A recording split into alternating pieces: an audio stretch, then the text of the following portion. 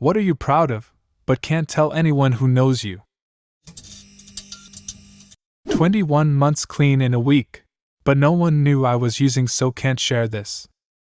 Sorry to break it to you, but after 21 months you're not clean anymore. You should really look into showering at least twice a week. No, that's not what he's saying. He means he did 21 months worth of cleaning in 1 week, which is pretty impressive. I was on blah therapy a few months back. I was the listener, and this kid was my venter. He was 14, living in England, I think. His mom was on vacation and she had left him with his uncle, but his uncle touched him inappropriately. He wasn't sure what to do, but with some encouragement I got him to call his mother, and she was a good mom, so she came home immediately and had him continue staying with the friend he was with. He seemed kind of shaken up, completely understandably, so I stayed with him until 3 a.m. my time. I'm proud of you too, for taking the time out of your day to not only push him in the right direction, but to stay with him. You're good people. I ran for 30 minutes on a treadmill yesterday. Can't run on asphalt because my joints are shit. I can't tell anyone because it's not really a monumental achievement. I did 25 minutes on the elliptical yesterday. I'll care about yours if you care about mine? Alright. That I've managed to keep my job, despite having no idea what I'm doing. Everyone just assumes that I must be really good at it, because when they ask how it's going I always just say, "It's fine, everything's good," when in reality I'm surprised I haven't been fired yet. Same here, although it's not that I don't know what I'm doing, but rather that I refuse to put dedication into a company where everything else is half-assed and everyone only does the bare minimum to not get fired.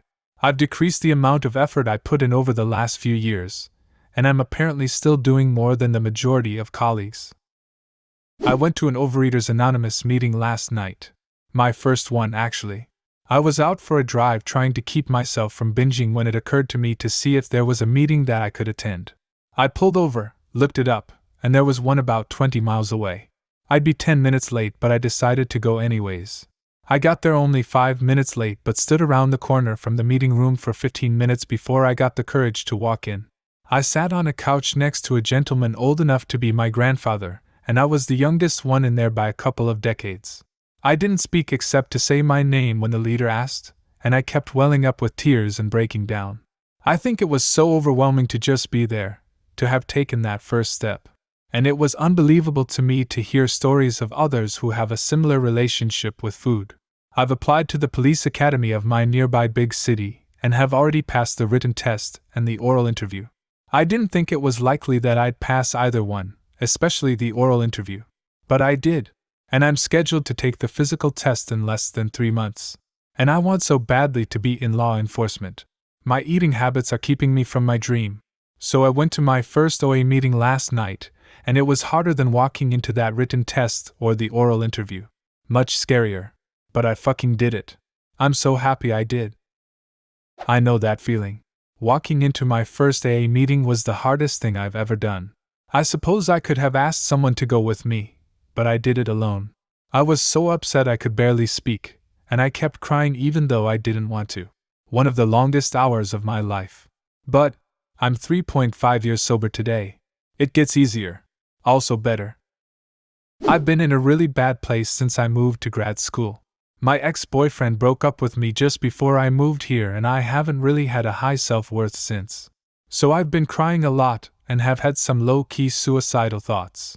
A few of my friends know and they're here for me, but my family has no idea that I'm not completely happy. Anyway, I made an appointment to meet with a therapist. I'm finally trying to get help, and I'm really proud of myself for that. I walked in June 2013 for my bachelor's graduation. I was just 2 units shy of actually obtaining the degree. I told all my friends and family I graduated. Right at that time my mom got sick and I moved her out to me and took care of her the last 2 years of her life. I never went back to finish those 2 units.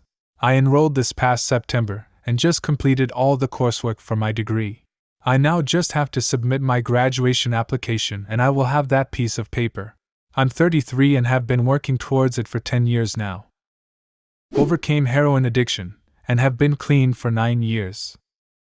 I played Neopets for way too long, and I eventually traded my way to a UC Grey Cougar with RN I created during a purge a few years ago. I was so happy that I was crying, similar to what I was doing when I managed to create some epic purge names, and my roommate asked if I was okay. I couldn't manage to tell her why I was so happy. As a former Neopets employee, I think this is awesome. Hi, former Neopets employee. Also, what the fuck, former Neopets employee? What's happening? It's being ruined. Do something. I'm a former employee. Not much I can do now. Sniffle. But, you could tell me why. I'm assuming cost savings of some sort? Cutbacks. There's barely any staff left, and as far as I know there are only a few left from the golden days. Today marks the first day of my road to recovery. It's my first 24 hours with no alcohol, and I can't even remember how long. Very few people knew the extent of my drinking, so while I'd love to share it with everyone because I'm extremely proud, I can't really tell anyone close to me. I have a complete collection of Lord of the Rings Hobbit Lego minifigures. My Marvel Lego collection is nearly complete, save for a couple of minifigs that I just don't like. And my Star Wars collection is complete for the last 5 to 6 years. The only people that know this are my wife, kids, and brother. I have not and will not at any point inform my wife how much the collections are worth. I'll tell your wife. Evil laughter. I'm learning to become a great advocate for my kids' medical and educational needs. It seems like it should be easy as a parent sticking up for your kids, but in reality, when someone with authority says, "I know what's best," they're fine, or "they're getting the best we have," it's hard to say, "You're wrong." My daughter suffered with terrible eczema for almost 2 years because her first pediatrician kept telling us it was normal for babies to have it. We were on Medicaid, it was our first kid, and we didn't know how to argue. Turns out she was allergic to a litany of foods. Easy fix once we knew. Now she has behavioral issues in school. If we, but especially myself, hadn't learned to be strong, she never would have gotten the wonderful IEP and specialist team she has now, which has made a world of difference. When my son wasn't talking at 18 months, everyone said, "It's fine. It's normal." I made a fuss, uncomfortable as it was, and it turned out he wasn't hearing squat because he needed tubes. Now he's 2.5 and speaking full sentences daily. I grew up watching authority figures walk all over my mom. I let it happen to me most of my life. I'm really proud to be improving on that, especially for my kids. I'm really proud that I keep going, that I keep finding small, insignificant reasons to keep pushing through. Who would feed the dog? No one can cover my shift this weekend. My gaming buddy would never know what happened to me. It's too close to the holidays. It would ruin it for everyone.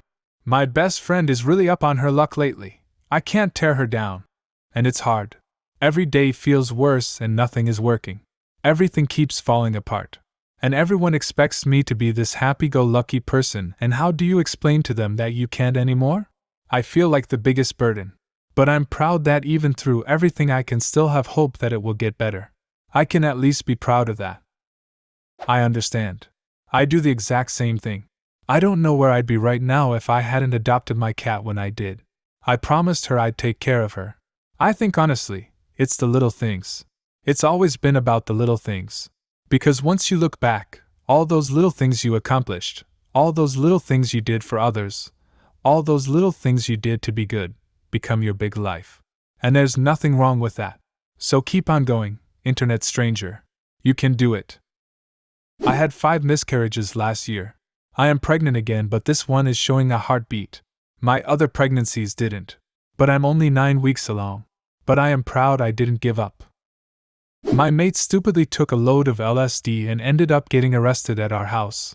Whilst he was being detained and escorted to hospital, the police took his phone as evidence, with all of the details of people who had taken it with him, etc., etc.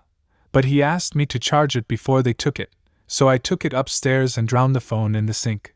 No evidence against anyone, and the police had to let him go because they couldn't prove he wasn't spiked. No one knows, but fairly proud of the quick thinking. Doesn't really account for shit, but I haven't smoked in 2 days, which is not bad considering I was at a pack and a half a day for 15 years. Just wanted to share 3 things that helped me when I quit 9 years ago. 1. Get an airtight jar and dump an ashtray in it.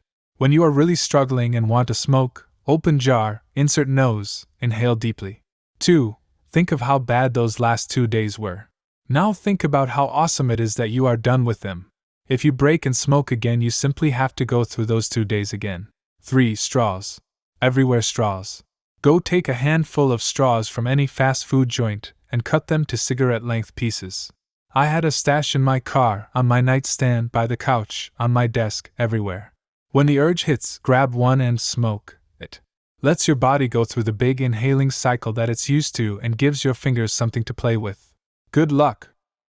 What are you proud of but can't tell anyone who knows you? Leave a comment and subscribe to the channel if you want to see more videos like this one.